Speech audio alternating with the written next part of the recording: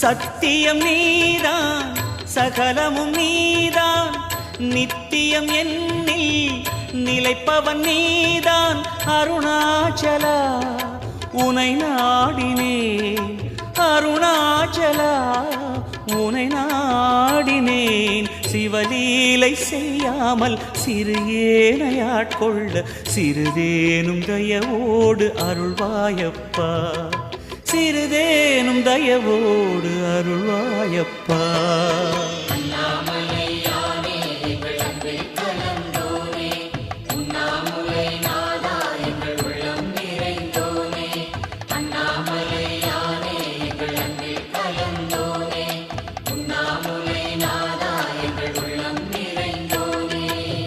சிவமயமாக தெரிகிறதே சிந்தையில் சிவயோகம் வருகிறது.